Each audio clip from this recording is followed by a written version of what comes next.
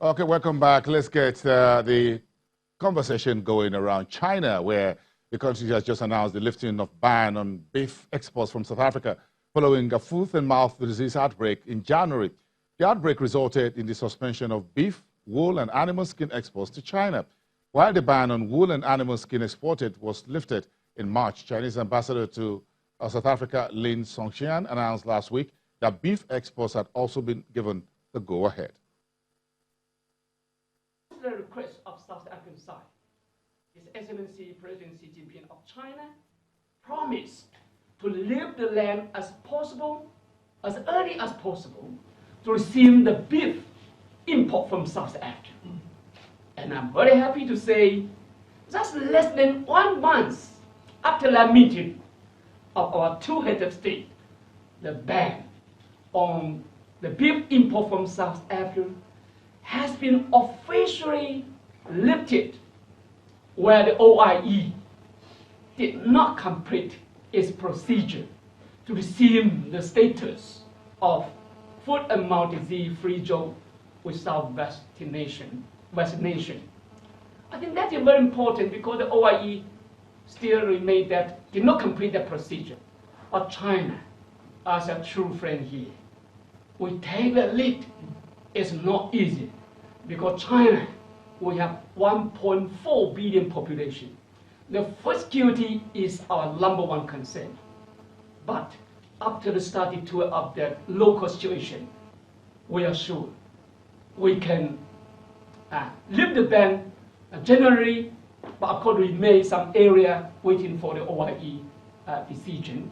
The affected area, very limited affected area in the country, we are very happy to send a very strong message back home. The country has a very strong capacity to control and manage the disease there for long, not only for 4 weeks or 6 weeks, for long. Now it's fair for the OIE to lift the ban so that the beef from this country to the world will be available. The deadline has expired for Nigeria's exemption of stock market transactions from 5% VAT, that's value-added tax, which is a consumption tax. Now, the authorities are yet to renew the 5-year exemption that finished off the month we're just finishing. So let's get a sense of how the market traders at the Nigerian Stock Exchange, how they view this latest development and their expectations. Let's talk to David Adori, who is a trader from High Cap Securities, live to us from the Nigerian Stock Exchange trading floor in Lagos. Good afternoon, David, and it's good to see you on the program. Thank you very much, Bosin. I'm happy being with you again. So, what's your take on this 5% VAT tax? The initial 5 years have expired. There is no word on whether it will be extended or not. Now it has to apply anyway until the government says something about it. Thank you, Bosin. The lifting of the suspension on the charging of VAT in the capital market actually started last week, and we're already seeing the impact on the equities market. The volume transacted in the market has been on decline. Generally, the market does about 250 million to 300 million units of equities every day. But we're having a situation where the market is doing about 100 million, 150 million.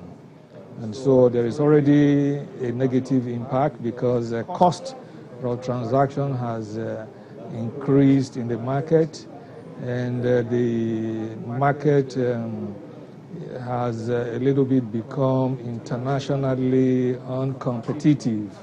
And so we are having assets not either flowing into the equities market the way they used to flow in, or they are flowing into the debt market or outside the market entirely. And so the impact is not anything to cheer. Okay, David, let me ask you this directly. David, let me just put this to you. You're a trader, and of course, what have you been hearing from retail investors, in particular in Nigeria? We're talking about folks with 50,000, 100,000 or so in their portfolio. What questions have they been asking you and your firm about this 5% VAT? What are their concerns since last week? Yeah, the suspension of VAT when it came in was to reduce the impact of the ferocious economic crisis on investment in the capital market. And so it served as an incentive to investors to retain their investment in the capital market. But with the reintroduction, the cost of transaction has escalated and it has become a disincentive. And it's actually worrisome because investors and analysts believe that VAT ordinarily is a tax on consumption. But the application of VAT on investment or productive activity appears to be a misnomer. And so everybody is worried and is already having negative impact on the capital market.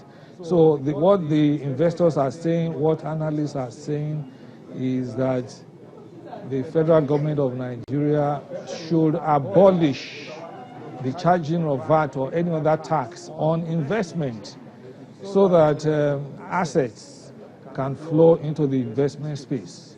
Ordinarily, what the government should do is to impose disincentives on consumption. But we are seeing a situation in Nigeria where the government is imposing tax on investment and then subsidizing consumption, which is difficult to understand. So ordinarily, therefore, the expectation is that as soon as this government settles down and perhaps the head of the fiscal authority emerges, they should critically examine the issue relating to the negative impact of subsidizing consumption instead of subsidizing investment and production, and then the abolition of tax generally from capital market transactions. Yeah, David, we thank you so much for your time today. I'm sure the new cabinet will be put in place by next week, of course, within the next few days, according to the government. So we'll hear from the new Minister of Finance how the VAT 5% for stock transactions will go. Thank you so much, David Adori from HiCap Securities. Thank you so much for your time today.